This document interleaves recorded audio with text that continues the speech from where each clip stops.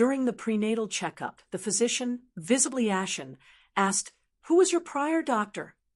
I replied, "My husband, since he's an obstetrician too." Instantly, the doctor panicked and said, "We need proof right now." Can you even imagine sitting there, pregnant, watching an ultrasound screen, and your new doctor, someone you just met, goes completely pale? She looked at me, then back at the screen, her voice filled with alarm, asking, "Who was the doctor handling your previous checkups?" I told her, "My husband, he's an OBGYN.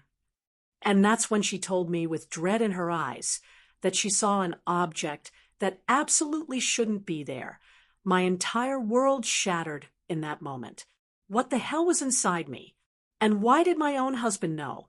Up until that day, I genuinely thought I was living a fairy tale. This was my first pregnancy, and my husband, Jacob, an OBGYN himself, seemed like such a blessing. There was no need to find another doctor. He handled everything. My vitamins, my meal schedules, even the temperature of the AC in our bedroom. In the beginning, it felt so incredibly cherished. He treated me like a rare piece of porcelain, afraid I might crack. But as I entered my 7th month, that intense care started to feel suffocating, like surveillance. Jacob insisted on performing all the ultrasounds himself, in his private study. He'd say, "I don't want another man looking at you, honey," and I, so in love, found it romantic. But then there was another shadow, one that unsettled me deeply. My mother-in-law, Carol. Carol was the picture of the perfect matriarch in public, but alone she was odd. She came over almost daily, bringing a strange-smelling herbal tonic, insisting I drink it. "It's for the health of the baby." She'd purr. What made me most uncomfortable was the way she touched my belly. It wasn't the gentle caress of a loving grandmother. It felt more like an appraisal. "I wonder how much this grandson asset will be worth," Carol murmured one afternoon, her eyes fixed on my stomach with a cold, unnerving focus. "He's our most valuable asset." Asset. The word echoed in my ears. Not a blessing, not a gift, but an asset, like stocks or real estate. The unease grew, a chilling whisper in my mind. Jacob always dismissed it, saying my hormones were making me overly sensitive. But I knew I wasn't hallucinating. Something was deeply, terribly wrong. I needed confirmation, a neutral perspective. So, with trembling hands, I made an appointment at a clinic on the outskirts of the city. I used a fake name, paid in cash, and sought out Dr. Hayes, a maternal fetal medicine specialist highly recommended on a mother's forum. I lied to Jacob, telling him I was going to a reunion with old college friends. The guilt gnawed at me, but the fear was far greater. Dr. Hayes's clinic was so different from Jacob's somber study. It was bright, clean, and the staff were friendly. I relaxed a little. Dr. Hayes was a middle-aged woman, professional and serene. I explained I just wanted a second opinion for peace of mind, adding I'd love a 4D ultrasound for a baby album. Dr. Hayes smiled understandingly. "Well, let's take a look at that baby," she said kindly. I lay back. The cool gel was applied to my belly. A black and white image began to form on the large screen in front of me. The baby's heartbeat filled the room, strong and rhythmic. "He's very active," I said, tears of relief welling in my eyes. The baby was healthy. Maybe I was just being paranoid. Dr. Hayes smiled. "Yes, Lucy, the baby is very healthy. A strong heart, a straight spine. Perfect." She moved the transducer, measuring the head circumference and femur length. I began to relax, to actually enjoy the moment. Then, suddenly, the smile vanished from Dr. Hayes's face. She moved the transducer again to a spot far away from the image of the baby. Her expression turned serious. She pressed a few buttons, enlarging the image on her own monitor. Then, with a swift move, she turned off my screen. "What's wrong, doctor?" I asked, my heart starting to pound. Is our baby okay? Your baby is fine, Dr. Hayes replied, but her voice was strained. She put down the ultrasound transducer and looked intently at me. A suffocating silence filled the room. Who was the doctor who examined you previously? She asked, her voice low but firm. I was bewildered by the sudden change. My husband, Dr. Jacob Reed. He's also an OB/GYN, and his mother, Carol, has been helping me a lot. Dr. Hayes remained silent. She looked back at her monitor, then at me, as if she couldn't believe what she was seeing. She looked pale. She rose from her seat, her hands trembling slightly. Lucy, she said, her voice now alarmed and urgent. I need to run some tests on you immediately, a full blood panel, and I'm scheduling an MRI for you as soon as possible. I started to panic. Why, doctor? What is it? Is it cancer? A tumor? She quickly shook her head. No, it's not that. I don't know exactly what it is. But this object I'm seeing shouldn't be there. It doesn't belong inside your uterus. What object, doctor? Please explain. I sat up, despite the ultrasound gel still on my belly. A coldness more intense than any gel was spreading through me. Dr. Hayes took a deep breath, trying to contain her alarm for my sake. She turned the monitor toward me. Your baby is healthy. Look here, she said, pointing to the image of the peacefully curled up fetus. But here. She moved the image, pointing to a spot near my uterine wall quite close to the baby. There was a small, dense and oddly shaped shadow, very precise in its form, almost like a tiny metallic capsule, in stark contrast to the biological tissues surrounding it. What is that? I whispered in horror. That's the problem, Dr. Hayes said, frankly. I don't know. It's definitely not part of your anatomy, nor is it any medical device I'm familiar with. It's not an IUD. It's not an implant. It's a foreign body, Lucy, an artificial object. I stared at the shadow. I've never had surgery. I've never had anything put inside me. That's what worries me, Dr. Hayes said, turning off the ultrasound machine. Your husband, Jacob, is an OB/GYN. There's no way he would have missed this on the ultrasounds. It's quite obvious if you know what to look for. If you know what to look for. Those words hit me like a physical blow. It meant Jacob knew. His attentiveness, his prohibition on seeing other doctors, all the ultrasounds he had done himself. It wasn't to protect my privacy. It was to protect that object. I need a sample of your blood, Dr. Hayes said, now in full professional mode. I want to check for inflammatory markers, any heavy metals being released into your bloodstream, and we need that MRI. But we have to be very careful. Dr. Hayes looked me directly in the eyes. You must not, under any circumstances, mention this to your husband or your mother-in-law. But why? I choked out. Because if your husband knows about this and has been hiding it from you, you could be in grave danger. I don't know what the purpose of this object is, but it was placed there deliberately. We must assume a worst-case scenario. Dr. Hayes scheduled my MRI at a different hospital under a fake name on the pretense of a nutritional consult. She drew blood and sent me home. Act as if nothing happened, she warned. Watch your husband. Listen. Don't give away your fear. The drive home was a nightmare. I drove in a daze. Every little kick from the baby now felt like a reminder of the other invader inside my body.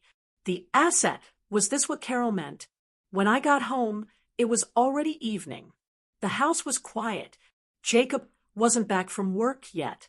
Carol wasn't there either. I took a quick shower, washing away the remnants of the gel, trying to calm my racing heart. I had to act normal. Jacob arrived late, looking tired. He gave me a kiss on the forehead. How was the reunion? It was good, honey. A lot of people came. I struggled to sound casual. Jacob smiled, but his smile didn't reach his eyes. Don't wear yourself out. Remember, you're carrying precious cargo. That night, I couldn't sleep. I lay on my side, my back to Jacob, feigning sleep. I felt his every move. Around 2 a.m., Jacob must have thought I was sound asleep. He slipped out of bed, silently, making almost no noise. I held my breath. Jacob took his phone and left the room, closing the door carefully. I waited a few seconds before sliding out of bed. I opened the door a crack. Jacob hadn't gone far. He was standing in front of his private study upstairs, the door slightly ajar. I could hear his voice, a tense whisper. She went to see another doctor, Mom, Jacob whispered. My heart stopped. Yeah, just a cheap 4D ultrasound. She said she wanted to see the baby's face. No, she doesn't suspect anything. She's too dumb to suspect. There was a pause. Jacob was listening to the person on the other end of the line. I knew exactly who it was. Carol, of course. I checked it last night while she was sleeping. Jacob continued, a hint of irritation in his voice now. Don't worry. The object's position is still secure. The pregnancy hasn't shifted it. Everything is stable. Another pause. Yes, Mom. I'll extract it myself during the delivery. I'll make it all look like a normal complication. Then we can take care of the rest. Jacob let out a quiet, humorless laugh. Of course, I still have Richard Franklin's inheritance documents. Nothing has changed. It's all going according to your plan. I clamped a hand over my mouth to stifle a scream. The object, the delivery, Richard Franklin's inheritance documents, my father. It was all connected. My husband, Jacob, and my mother-in-law, Carol, were conspiring against me. And the key to everything was inside my uterus, right next to my unborn child. I crawled back into bed. My body was ice cold, despite the stuffy air in the room. I pulled the covers up to my chin, my eyes fixed on the closed door. Behind that door, in his study, my husband had just confirmed my worst fears. He wasn't just a controlling husband. He was a conspirator, a liar, and maybe a future murderer. And he was working for his mother. Richard Franklin's inheritance documents. What did this have to do with my long-dead father? Richard Franklin had been a successful businessman, but he had never flaunted his wealth. He lived modestly, and I had always believed my inheritance consisted solely of this house and enough funds for my education. I was obviously very wrong. I forced myself to breathe evenly. I couldn't let Jacob know I was awake. When Jacob returned to the room 15 minutes later, he moved silently, like a predator. I felt the dip in the mattress as he lay down. I could feel my husband's breath on the back of my neck, steady and calm. I was sleeping next to a monster, and the monster was sleeping soundly. The morning brought a new kind of terror. How could I act normal? How could I let Jacob touch me, give me vitamins, smile at me? But I had to. My life, and my baby's life, depended on it. I smiled through breakfast and swallowed the vitamins Jacob gave me, then quietly threw them up in the bathroom. I needed to get out of this house. I needed answers. The only person who might know anything was my late mother's sister, my Aunt Martha. Aunt Martha was a simple, shy woman who had always kept her distance from me after Richard's death. I had always thought it was because she was uncomfortable with our wealth. Now, I suspected it was because she knew something. I waited for Jacob to leave for the hospital. I have a surgery. Might be late, he said, kissing my forehead. I resisted the urge to wipe his lips from my skin. As soon as Jacob's car was out of sight, I rushed. I didn't dare take my phone, fearing Jacob was tracking me. I grabbed the car keys and drove to my Aunt Martha's house in the suburbs. The house was small with a well-tended garden that contrasted with my own large, cold home. Aunt Martha was shocked to see a pregnant me on her doorstep. "Lucy, my goodness, what is it?" "Auntie, I need to talk to you. It's very important." Aunt Martha let me in and made me some tea, her hands trembling. "You're as pale as a ghost. Jacob, has he hurt you?" I wasn't expecting that question. "You never liked Jacob." Aunt Martha looked away. "It's not that. It's just the way he looks at you. The way your father used to look at your mother." I was confused, but I didn't have time. "Auntie, I don't have much time. I need to know about my father and a woman named Carol." Aunt Martha's teacup rattled so violently that tea spilled out. She set it down with a clatter, her face paler than mine. "Why are you saying that name?" she whispered, her eyes wide with terror. "You shouldn't. She's my mother-in-law. That's why I'm here, Auntie. Please. Carol is Jacob's mother. What do you know?" Aunt Martha let out a shaky sigh and began to cry, a low, repressed sob. "Stay away from that woman. Lucy, you have to get away from her." "I can't, Auntie. I live with them. She's my husband's mother. Please tell me." Aunt Martha took a deep, shuddering breath. "Carol is not a good person. Years ago, before your mother died, she was your father's personal assistant. She was very smart, very capable, but also cunning. Your father trusted her a great deal." "What happened?" "She was obsessed, not with your father, but with his fortune. Your father, Richard, was a good man, but he was also paranoid. He hid his fortune everywhere. He didn't trust banks. He didn't trust anyone." Aunt Martha continued, "One night, your father found Carol in his study trying to open his personal safe. Not the normal safe, but the one that held his secret asset ledgers. Your father was furious. He fired her on the spot." "Is that all?" I asked. "No, Carol didn't take it well. She threatened your father. I was in the next room. I heard her screaming, 'You humiliate me, Richard. Your fortune should have been mine. One day I will get it. One way or another. I will take everything you have.' I was silent. Richard Franklin's inheritance documents. Carol had been planning this for decades. 'Auntie,' I said softly, 'my father's inheritance. What do you know about it? Jacob and Carol keep mentioning it.' Aunt Martha looked at me, tears streaming down her cheeks. 'Your father was an eccentric, Lucy. After your mother died, he became even more paranoid. He said he had to protect his legacy. He created a very strange will. He said his main inheritance, valued at billions of dollars, couldn't be accessed without a special key.' 'What key? Where is it?' 'I don't know. He just said he hid it in the safest place in the world, inside his most cherished treasure. Something people would never steal because they wouldn't know it was there.' I looked down at my belly. 'My baby.' Aunt Martha quickly shook her head. 'No, dear, not his grandchild. This was long before you were married.' Aunt Martha looked at me with horror, as if she had just realized something. 'Lucy, when you were about 15, did your father take you to a private clinic overseas in Geneva?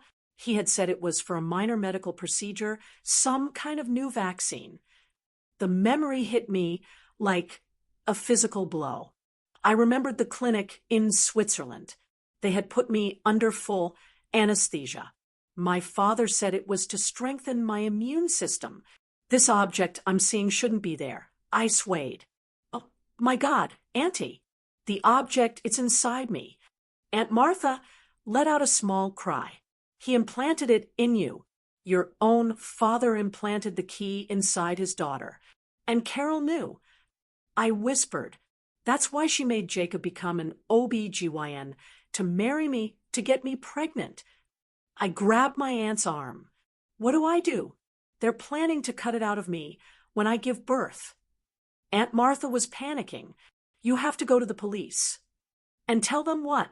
That my husband is too attentive? That my father implanted something in my body? They'll think I'm crazy. I knew I needed more than just a story. I needed proof. And I needed a powerful ally. Auntie, think. My father must have left other clues. Who was his lawyer? I don't know. He changed lawyers constantly. He trusted no one. Think again, Auntie. There must have been one. Aunt Martha closed her eyes tightly, trying to remember. Wait, there was one. He mentioned him only once. He wasn't a corporate lawyer. He was young, a rookie back then. Your father said he was the only honest man he'd ever met. The only one not blinded by money. His name was Alexander Vance. Yes, Alexander Vance. Your father said only Vance could execute his secret will. Only he knew how it worked. Alexander Vance. I repeated, I have to find him. I left Aunt Martha's house, my mind racing.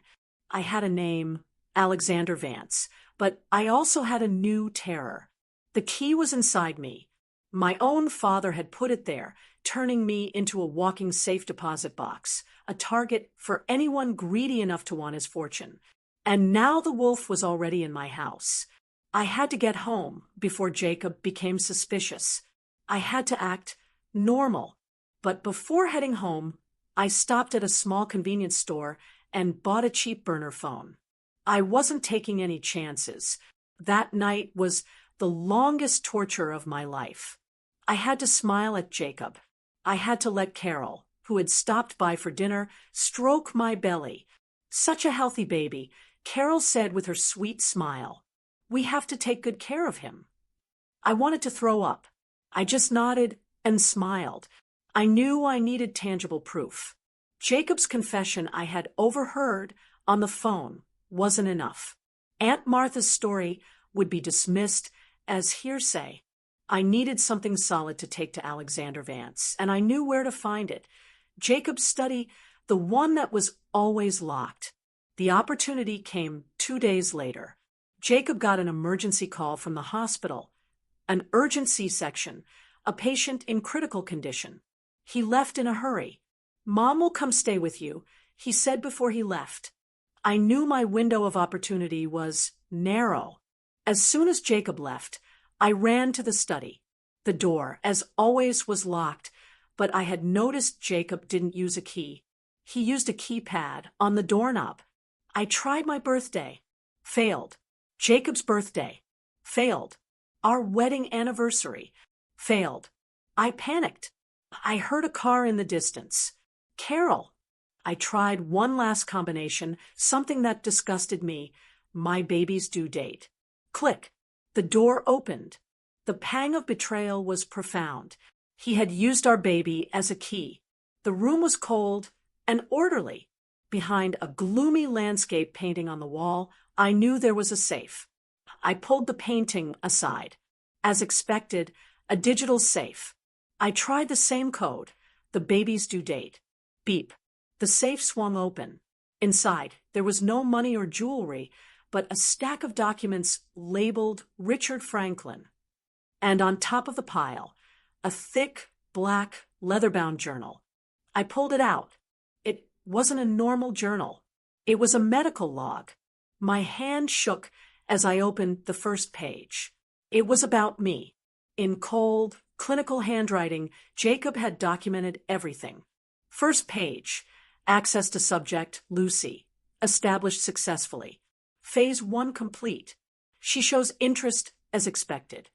Pages for months later, wedding performed. Full access to subject achieved. C is very pleased. The most chilling pages were at the end. They started with the beginning of my pregnancy. Pregnancy successfully induced after 3 attempts. Subject is unsuspecting. Location of object confirmed via handheld ultrasound. Stable. No displacement due to fetal growth. I flipped through the pages, breathless. The most recent entry was from a few days ago. Extraction plan for D-Day. Proceed with emergency C-section following staged failed induction. claim fetal distress. Nuchal cord. Full general anesthesia will be used. This will provide sufficient time for object extraction after baby delivery, and then a final sentence in a different ink as if added later. C suggests a malpractice accident with the anesthesia overdose post-procedure. Cleanest way to eliminate future ownership complications. Subject does not need to survive once object is successfully retrieved. My knees gave out and I sank to the floor. An anesthesia accident. They were planning to kill me. It wasn't just a theft. It was a cold-blooded murder plot designed by my husband and his mother. I photographed every single page of that journal with my new phone. My heart was pounding so hard my ears were ringing. I had to put everything back. As I was about to close the safe, my eyes caught something else. An old, yellowed envelope tucked under the pile of documents. It was handwritten in a flowery script I recognized as Carol's. It was addressed to Jacob at an old dorm room address. I opened the letter. The date was from 20 years ago, when Jacob had just started medical school. My dearest Jacob, the letter began. I know it's expensive, Mom knows, but it will be worth it. That coward of a father of yours would never understand. But we know what we're fighting for. Richard Franklin's fortune should be ours. He humiliated me, fired me, treated me like dirt just because I wanted what was rightfully mine. Now listen to me closely. I've discovered his secret. That fool Richard has implanted the key to his fortune inside his own daughter. That stupid little girl, Lucy. It's fate, Jacob. You must become a doctor. Not a surgeon, not a pediatrician. You must become an obstetrician. It's the only way. You will make her fall in love with you. You will marry her, get her pregnant, and then you will bring home what is rightfully ours. Don't fail me, son. Don't be like your father. Do this for me. Do this for our future. All these sacrifices will be rewarded. I stared at the letter in horror. This wasn't a new plan. This was a script written by Carol decades ago. Jacob wasn't just a bad husband. He was a tool sharpened for 20 years by his mother, aimed directly at my heart. Suddenly, I heard the sound of a key in the front door. Click, clack. Carol had arrived, sooner than Jacob had said. I panicked. I scrambled to put the letter and journal back in the safe, closed it, and replaced the painting. I ran out of the study, locking the door with the same code. I made it to the living room, breathless, just as Carol walked in with grocery bags. Why, Lucy? Carol's sweet smile unfolded. Why are you panting so, dear? As if you've been running. I swallowed hard, forcing a smile onto my tight face. My hands were shaking violently behind my back. Oh, nothing, Carol. My voice sounded strange, even to my own ears. I just had a sudden craving for something sour. I was on my way to the kitchen. Why are you here so early? A knot formed in my throat. Carol was standing in the doorway, her smile like a kind porcelain mask. I brought you your favorite chicken soup, she said, holding up a grocery bag. Thank you, Carol, I replied, barely audible. I could feel Carol's gaze stripping away my every move, searching for any sign of anxiety. My hand, clutching the cheap phone in the pocket of my sweatpants, was damp with sweat. I had to act normal. I knew time was running out. Jacob's journal and Carol's letter were proof of a perfect crime. But that proof would be useless if I ended up dead on an operating table. I had to get out of this house. But how? Carol now followed me like a shadow, sleeping in the guest room next door, under the pretense of helping, watching every bite of food that entered my mouth.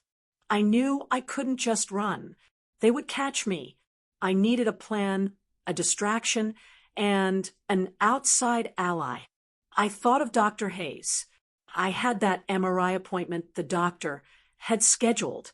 It was my only legitimate reason to leave the house without Jacob, but the appointment was 3 days away. I wasn't sure I had that much time. That night, after Carol had fallen asleep in the next room, I slipped into the bathroom, locked the door, turned the faucet on full blast, and sat on the cold floor. I pulled out my burner phone. The reception in the bathroom was terrible, but I managed to send a single text message to Dr. Hayes. He knows. His mother, too. They won't let me go. They plan to kill me during delivery. I need to get out now. The reply came 5 minutes later, which felt like an eternity. Stay calm, Lucy. Do not panic. Move your MRI appointment up to tomorrow morning. Tell your husband it's a recommendation from your previous doctor for a pelvic check. Come to the address I'm sending you. Do not go back home. I will have a team ready. We have to make this look medically legitimate. A new address appeared. It wasn't the hospital where Dr. Hayes worked. It was a discreet, private clinic. I deleted the messages. One problem solved. Now, the second, Alexander Vance. I had a name, but not a face, not a number. I couldn't search for him online. I was sure Jacob and Carol were monitoring my internet activity. Then I remembered something. My father's study, the real study of Richard Franklin in the guest house out back. It was a place neither Jacob nor Carol ever went. They probably thought the room was filled with junk and bad memories. But I knew my father kept everything. In the pre-dawn hours, long before either Jacob or Carol was awake, I went to the guest house. The room smelled of dust, old paper, and wood. On the towering shelves, among thick business ledgers, I found what I was looking for, a thick, leather-bound address book. I opened it with trembling hands. Under V, I found it. Vance Alexander. Vance and Associates Law Firm. There was an office number and a personal number. I photographed the numbers with my burner phone. Suddenly, I heard footsteps in the hall. My heart leaped into my throat. Lucy, honey? It was Jacob's voice. What are you doing in here at this hour? It's so dusty. Not good for the baby. I quickly hid the phone behind my back. I was just missing Dad. I whispered, using the truth as a lie. I just suddenly wanted to see his things. Jacob studied me for a moment, his clinical gaze assessing me. And then he smiled. The fake smile I knew so well. Come back to bed. You need your rest. You have that MRI tomorrow, right? You told me last night. I froze. Oh, yes, honey. For a pelvic check. My old doctor said it was important. Of course, Jacob said. Good idea. Mom will take you. I have a major surgery tomorrow. I can't cancel. My blood ran cold. Carol would take me. This was a disaster. My escape plan was falling apart. I couldn't get away with Carol there. But I just nodded. Okay, honey, that's fine. I would have to adapt my plan. Tomorrow would be the day of my escape, one way or another. In the morning, I got ready, my mind working at top speed. Carol was already waiting for me in the car. I went to the bathroom one last time. I pulled out my phone. I knew I had only one shot. I sent a text to Alexander Vance, to that personal number. I am Lucy Franklin, Richard Franklin's daughter. My life is in danger. My husband, Jacob, and his mother, Carol, are trying to kill me for my father's inheritance. I have proof. I'm on my way to the future of clinic on Rosewood Street now.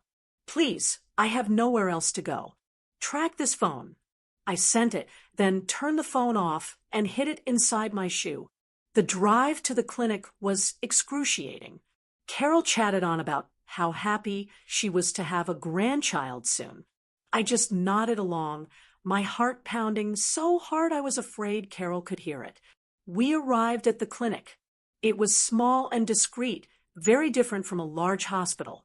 Carol looked at the building suspiciously. Why here? Why not a major hospital? It's a specialty clinic for pregnancy MRIs. Carol. It's safer. I repeated, using the excuse Dr. Hayes had given me. I went inside. A nurse greeted me.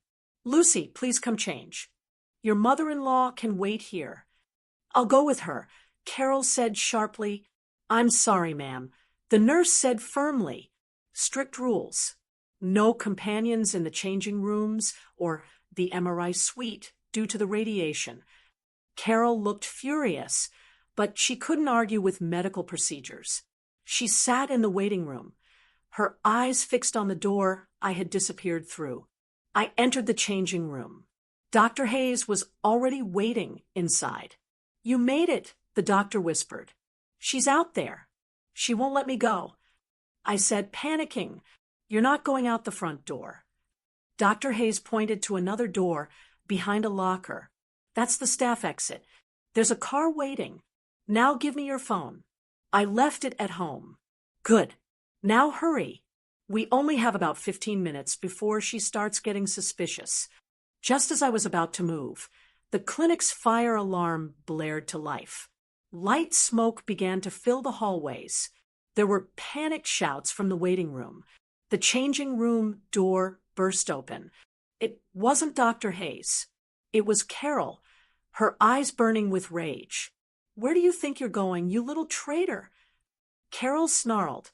She must have pulled the alarm herself. Dr. Hayes tried to intervene. "Ma'am, what are you doing?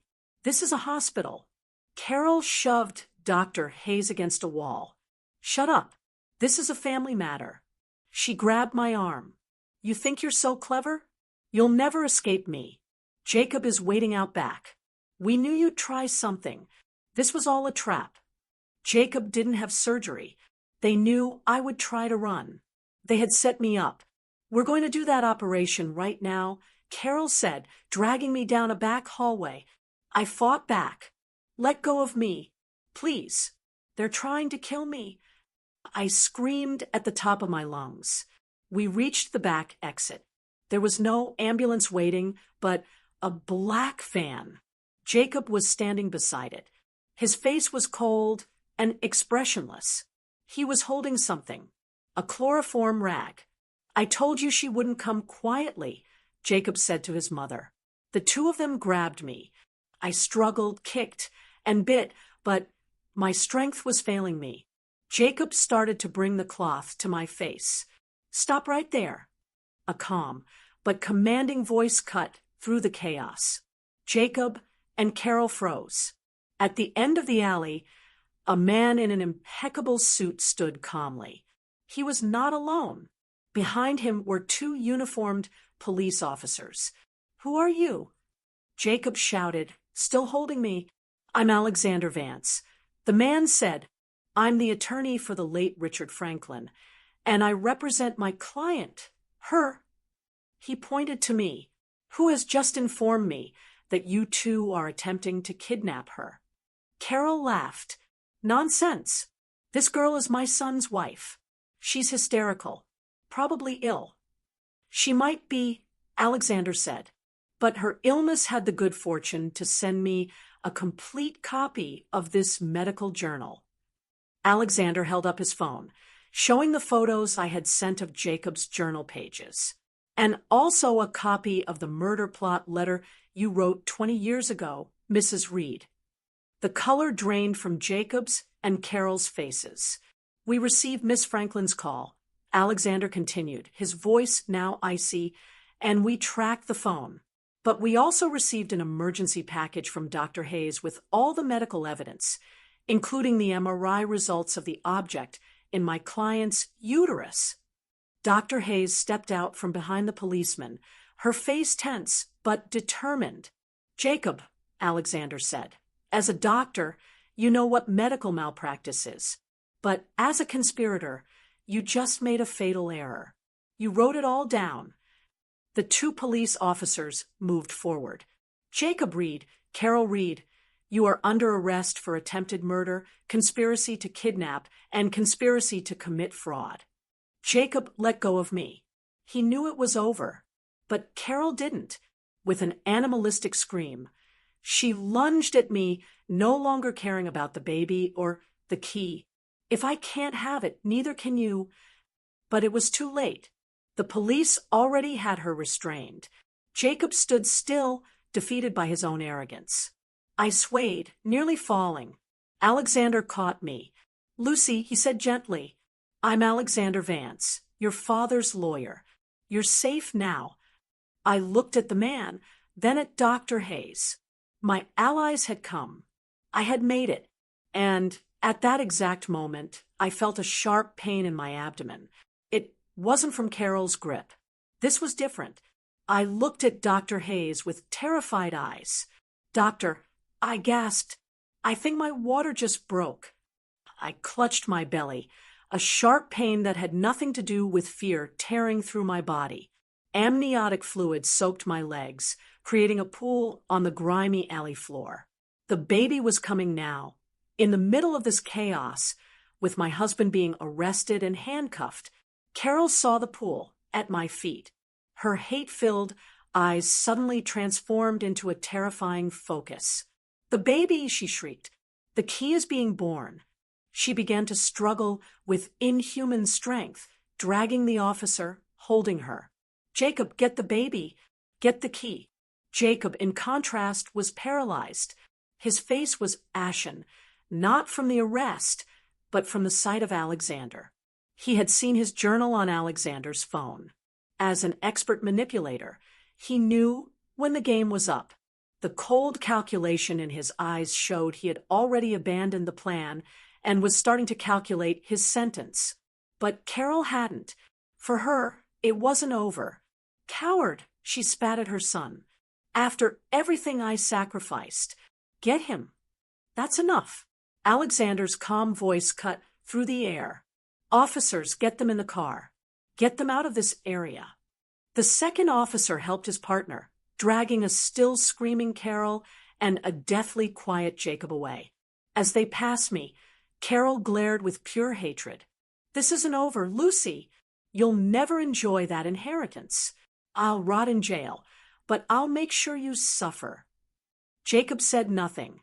He just looked at me with no remorse in his eyes, only a cold void that was somehow far more terrifying than his mother's rage. "Lucy!" Dr. Hayes's voice brought me back to reality. The doctor was already kneeling in front of me, ignoring the chaos around us, her professionalism having taken over. "Lucy, listen to me. You're in shock and you're in labor. The contractions are coming too fast. It hurts." I moaned, leaning on Alexander. The extreme stress brought it on. "We can't deliver here." Dr. Hayes looked at her small clinic, "and we can't go back in there. It's not sterile, not equipped for this." She looked at Alexander. "We need to get her to a major hospital now." Alexander nodded.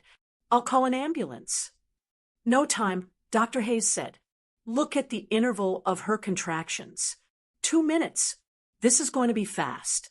Use that police car they took them in. Tell them to put the sirens on." Alexander thought quickly. "Too risky. We don't know if they have anyone else out here. We'll use my car. It's armored."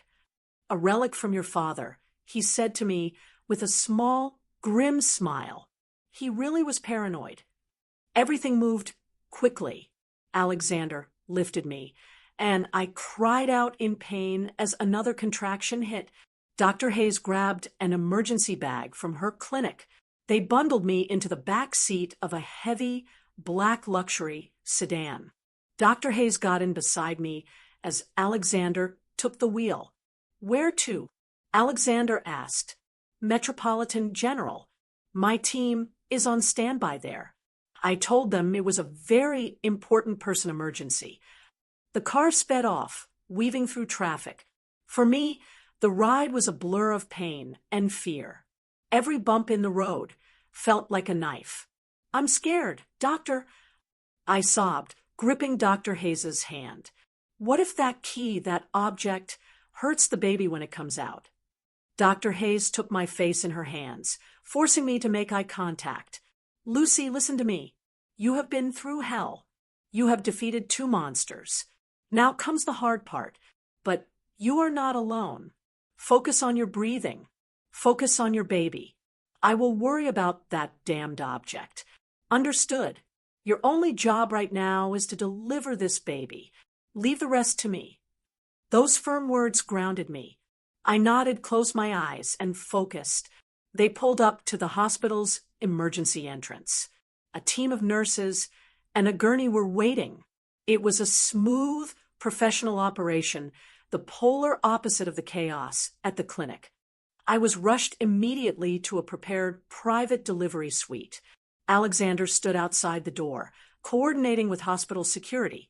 No one was getting onto that floor without his authorization.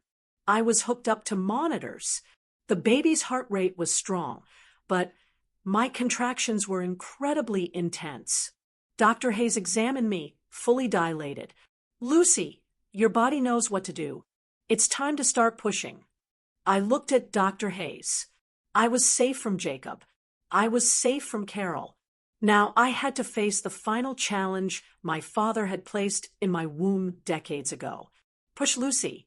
Push." Dr. Hayes's voice was my only anchor in a sea of pain. I pushed with every ounce of strength I had left, my body arching on the bed. The delivery room was a hive of focused activity. A nurse wiped sweat from my brow. Another monitored the fetal heart rate. "I can't do it anymore." I whispered, breathless, "Yes, you can. I can see the head. One more time, Lucy. Push with all your might." I took a deep breath, and ignoring the burning pain and immense pressure, I pushed with a soul-tearing scream. And suddenly, all that pressure was gone, replaced by the sound of a loud, powerful cry, full of life. "He's here," a nurse exclaimed. I collapsed back, spent. Tears of relief streamed down my cheeks. I had done it. My baby was safe. A healthy boy. "Lucy," Dr. Hayes's voice was gentle for the first time. The doctor expertly dealt with the umbilical cord before passing the baby, still slick with vernix, to the pediatric nursing team. "He's perfect." I cried silently, watching the team clean my son, the reason I had fought. He was healthy, but Dr. Hayes wasn't done. Her face grew serious again. She looked at me. "Lucy, the baby is safe. Now let's finish this. Don't move. The placenta will deliver soon, and I need to check on that object." I was too exhausted to speak. I just nodded. Dr. Hayes worked quickly. After the placenta was delivered, she performed a manual examination with extreme care, using a portable ultrasound probe at the same time to locate the object. "Okay, good," she muttered. "It hasn't shifted. It's far from the placenta implantation site. Your father knew what he was doing." The object was not in the uterine cavity, but implanted in the myometrium, the muscle of the uterus. "Do I need surgery?" I asked weakly. "Not necessarily," Dr. Hayes said. "I can get it out, but not now. You've just given birth. Your body needs to recover. Trying to remove it now would be too risky. For hemorrhage." I looked disappointed. "So it's still inside me." "For now," Dr. Hayes said. "But it's inert. It poses no danger to you." Suddenly, the doctor paused. She looked at the ultrasound screen again. "Wait, that's odd." "What?" I said, alarmed again. "It looks like there's a small light inside the object. It's blinking very faintly." Dr. Hayes zoomed in on the image. "My God, the object is activating. Your baby's birth. Your baby's DNA must have triggered it." Just then, the delivery room door opened. Alexander walked in, flanked by 2 hospital security guards. He looked urgent. "Lucy, doctor, I'm sorry to interrupt, but I just received a call from the Swiss Central Bank." Alexander looked both confused and tense. "What?" "Richard Franklin's will just executed automatically.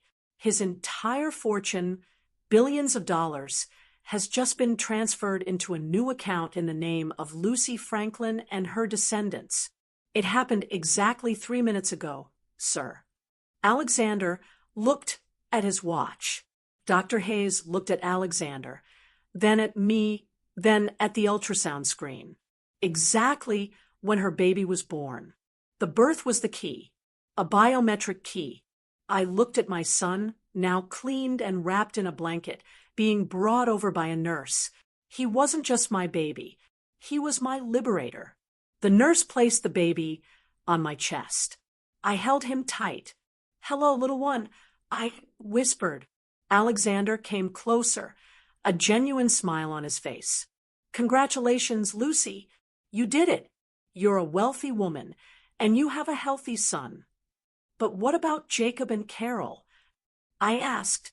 "They are being taken care of.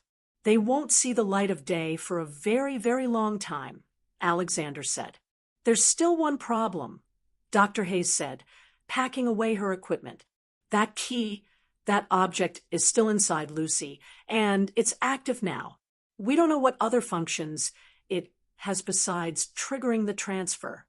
Alexander stared at the blinking capsule on the ultrasound screen. "I think I do," he said quietly. "Your father, Richard Franklin, wasn't just paranoid. He was a vengeful genius." "What do you mean?" I asked. Alexander looked at me seriously. "Lucy, I don't think that object just opened an account. I think it's been recording." "Recording what?" "Everything," Alexander said. "For years. Every conversation, every threat, every whisper. Richard Franklin didn't just give you an inheritance.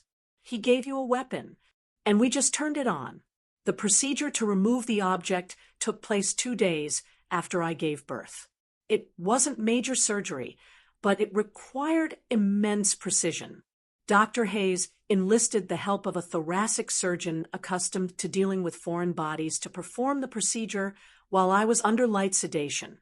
Alexander waited outside with a court order authorizing him to take possession of the object as evidence. The procedure was a success. When Dr. Hayes emerged from the operating room, she was holding a small, sterile vial.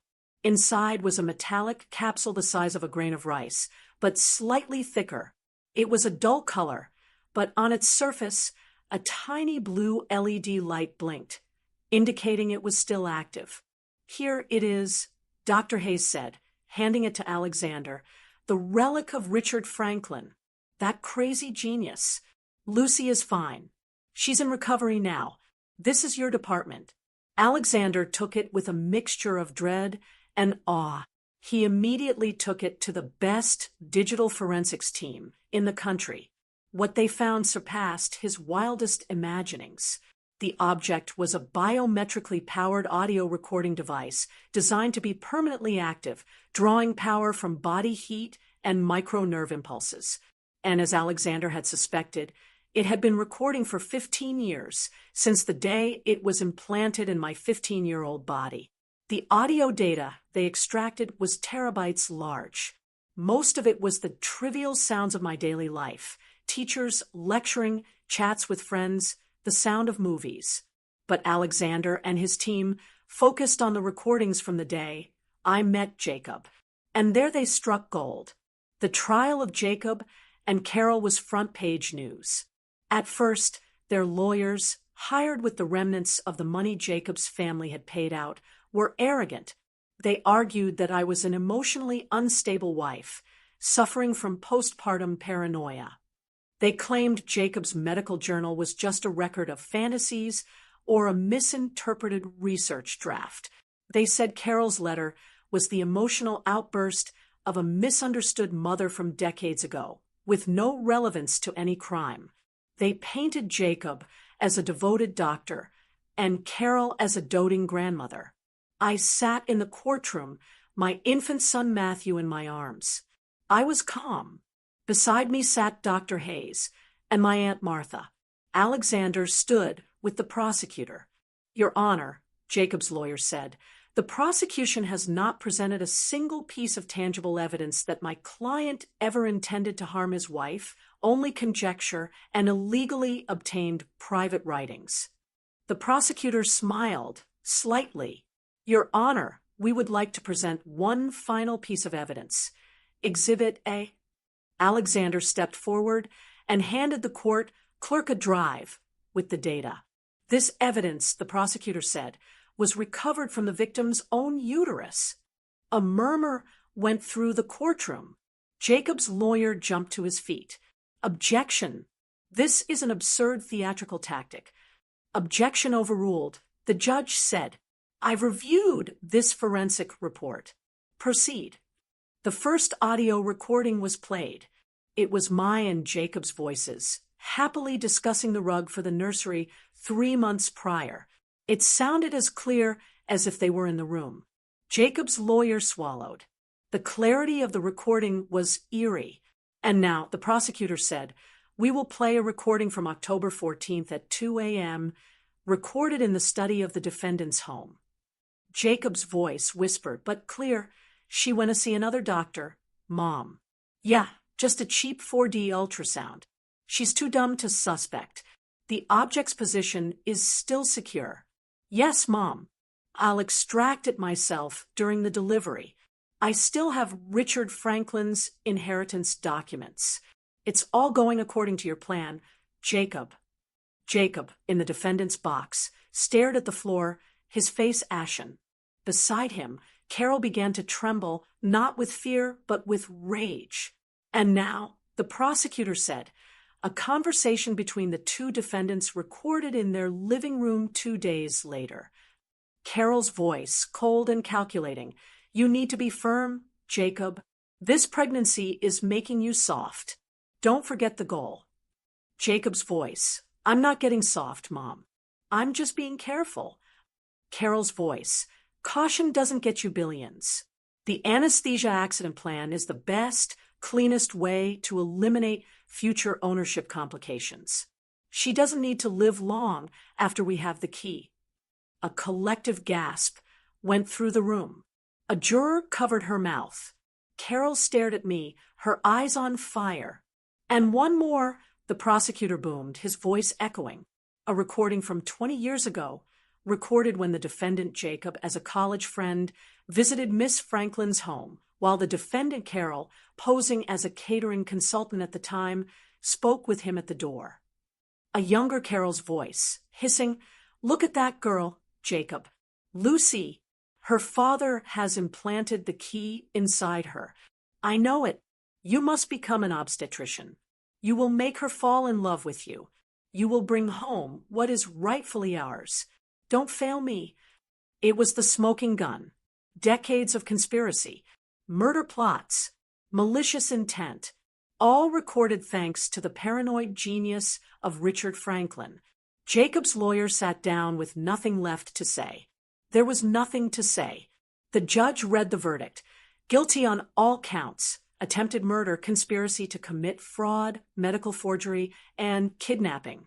As the judge sentenced them to life in prison without the possibility of parole, Carol exploded. You think you've won? She screamed at me, struggling against the guards. You just got lucky, you stupid girl. You're just like your father. We'll get out. We'll get out. Jacob. Jacob, in contrast, didn't move. He just looked at me. His eyes filled with a hollow horror, the look of a trapped sociopath. His only regret was that he had failed. I met his gaze without fear. I hugged Matthew tighter. I had faced my monsters, and I had won. Legal justice was served. Now it was time for emotional justice. A year passed. My life was transformed. I moved out of the house filled with bad memories. I now lived in a bright estate by a lake, all glass and sunlight. The walls were adorned with photos of my son Matthew, who had grown into a healthy, happy toddler. Aunt Martha lived with me, her face no longer etched with fear, but with genuine happiness as she helped care for Matthew. Richard Franklin's fortune didn't just sit in a bank. I, with Alexander's full guidance, turned my tragedy into a purpose. We established the Lucy Franklin Foundation. It was no ordinary charity. The foundation had 2 main branches. The first, run by Dr. Hayes herself, was the medical wing. It provided free legal and medical services to women trapped in situations of medical negligence or abuse, especially by their spouses or family members. Dr. Hayes's clinic was now a state-of-the-art facility that trained other doctors to recognize the subtle signs of covert abuse. The second branch, managed by Alexander, was the legal wing.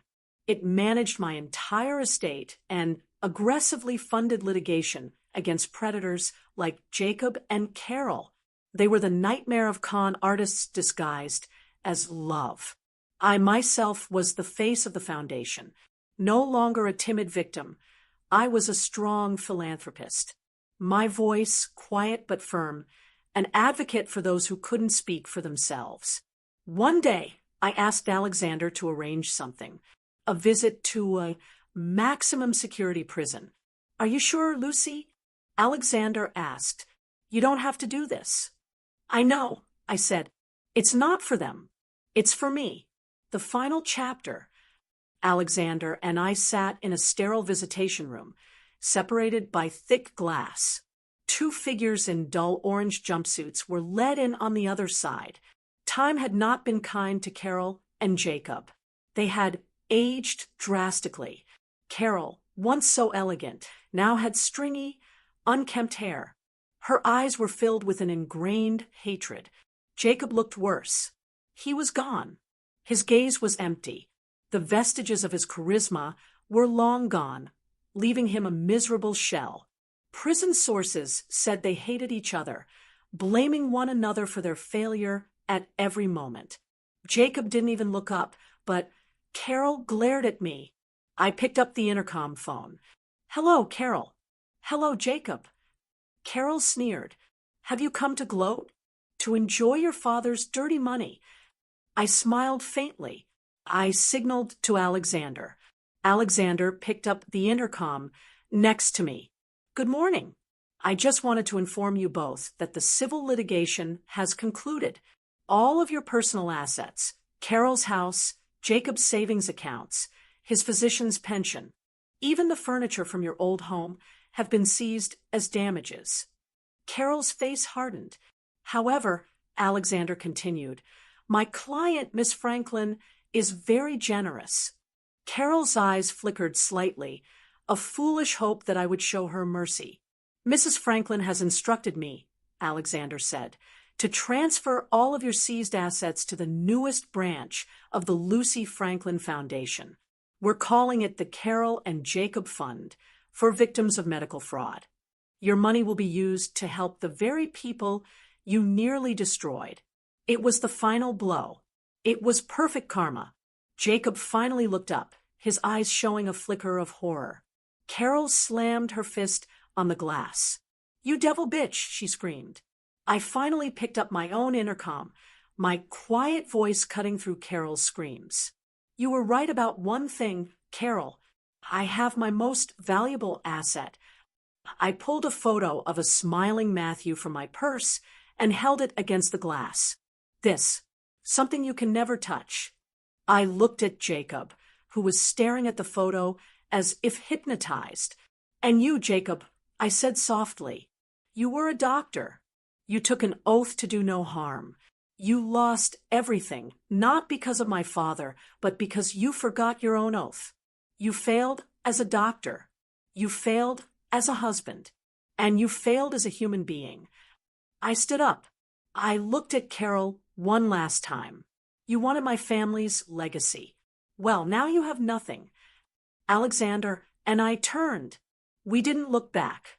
We walked out of that grim visiting room as Carol continued to pound on the glass, and Jacob finally lowered his head and began to quietly cry. Outside, the sun was bright. I took a deep breath of the fresh air. I was free. I was strong. I was safe. I got into my car. In the back seat, Matthew was sleeping soundly in his car seat, with Aunt Martha smiling as she watched over him. I smiled back. This story was over, and my new life was just beginning. This whole journey taught me something profound. Sometimes the people who are supposed to protect you are the ones you need protection from. It's a terrifying realization. Have you ever had to fight for your own truth, even when everyone around you was trying to silence it? Let me know in the comments below. I'm really interested to hear your stories and thoughts.